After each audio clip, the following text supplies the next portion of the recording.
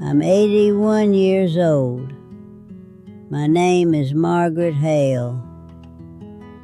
And the truth is, the most expensive thing in my life was never the house, or the years I gave to work, or even the marriages that didn't last. It was my silence. I'm sitting at my kitchen table as I say this, the same table I've had for 32 years. One leg wobbles. I keep meaning to fix it, but I don't. Some things you stop fixing when you know you won't be here forever. The mornings are very quiet now, not the peaceful kind. The kind where you hear the clock too clearly. The kind that reminds you how much time has already passed. When you're old, time doesn't rush. It presses. I don't tell this story because I want to be forgiven. I don't even know by whom. Most of the people I should have spoken to are gone. I'm telling it because I finally understand what my silence cost me, and because I used to believe silence was the safer choice. I grew up learning how to be agreeable. That was the word back then. A good girl was agreeable.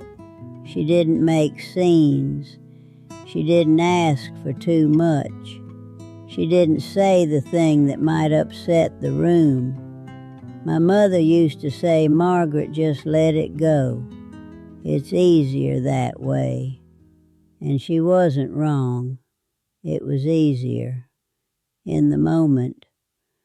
I carried that lesson into adulthood like it was common sense. In my 20s, I worked as a secretary in a small insurance office. Nothing glamorous, but it was steady, and steady mattered. I was proud of being reliable. I showed up early. I stayed late. I didn't complain when my ideas were ignored or when someone else took credit. I told myself it wasn't worth the trouble. There would be other chances. There was always tomorrow. I married young. His name was Robert. He wasn't cruel. That's important to say. He was practical, quiet. He believed in order. When something bothered me, I learned quickly that it was easier not to bring it up. He didn't yell.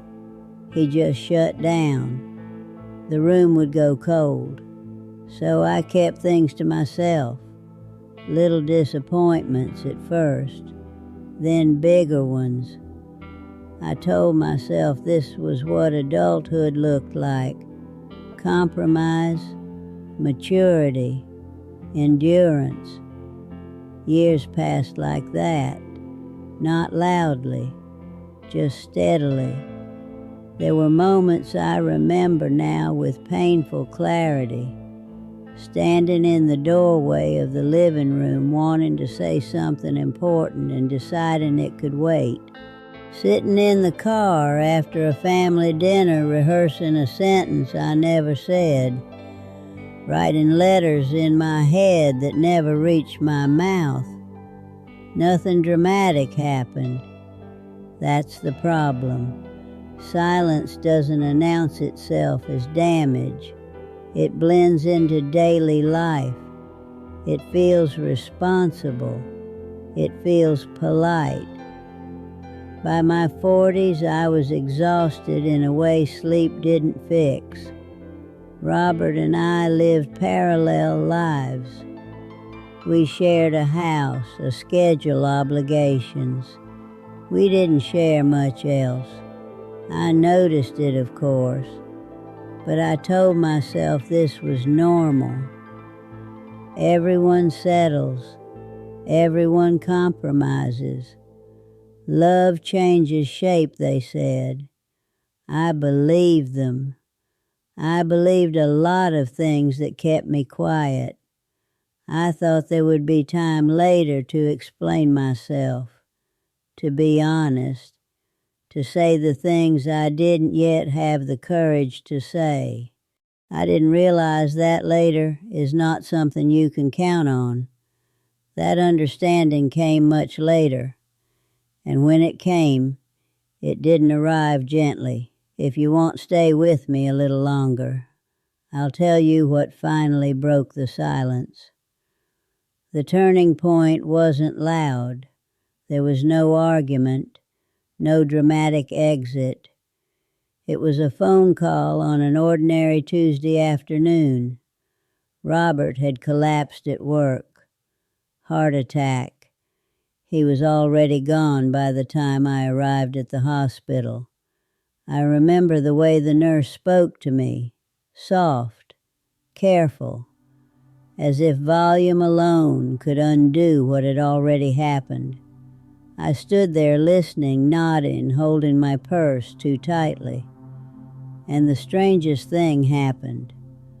I didn't feel shock the way people describe it.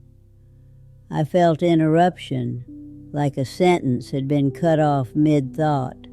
At home that night I sat on the edge of the bed and realized something I still struggle to say out loud. I didn't miss him the way I thought I would. What I missed was the version of us that never existed, the conversations we never had, the honesty I kept postponing. I found myself speaking to him in empty rooms, not prayers, explanations, things I should have said when he could still hear me, apologies for needs I never voiced, anger for moments I swallowed, love too, real love, buried under years of quiet. That was when I understood something terrifying. Silence doesn't preserve peace. It delays reckoning. After Robert died, people checked in for a while. Meals appeared. Cards arrived. Then life moved on. It always does. I went back to work. I smiled. I thanked people. I stayed composed. That was my skill. I had practiced it my whole life. But something had shifted. The silence felt heavier now, less like protection, more like weight. I retired a few years later. Everyone congratulated me, asked what I was going to do with all my time. I didn't have an answer. I had spent decades filling time with responsibility. Without it, the quiet became unbearable. That's when the memories started showing up uninvited. Friends I let drift away because it was easier than explaining myself.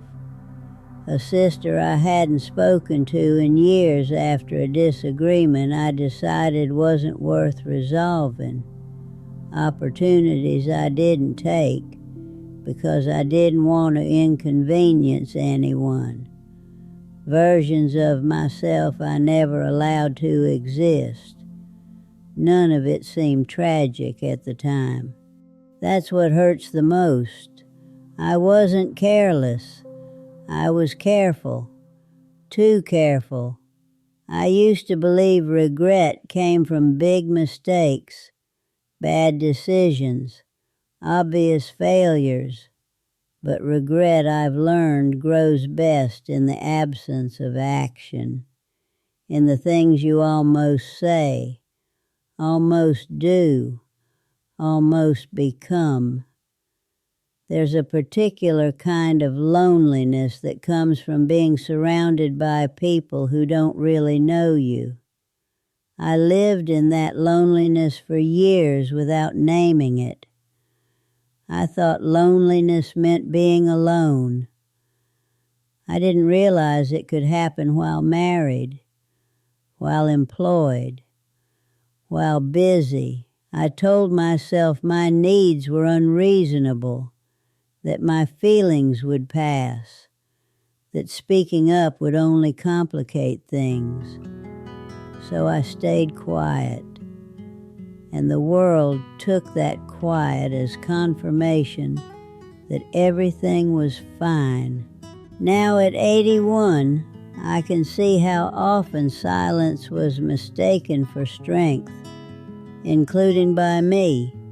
If you're listening to this, I'm not asking you to confront anyone. I'm not telling you to make dramatic changes.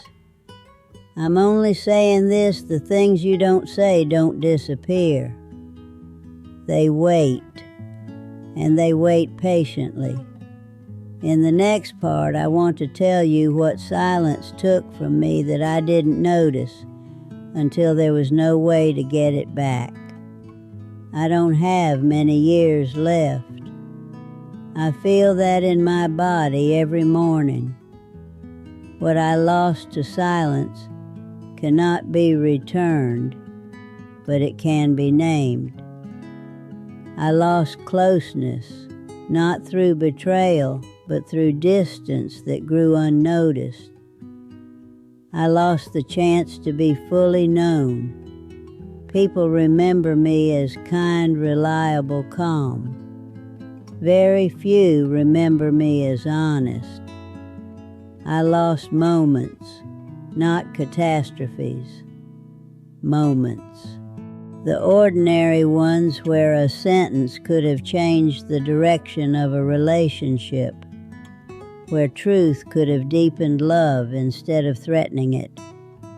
I lost myself slowly.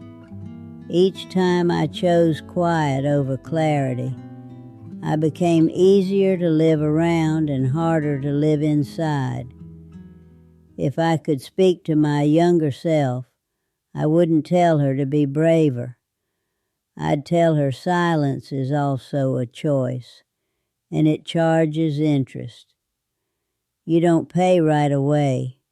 You pay years later when the people you needed to speak to are no longer listening. I'm not bitter.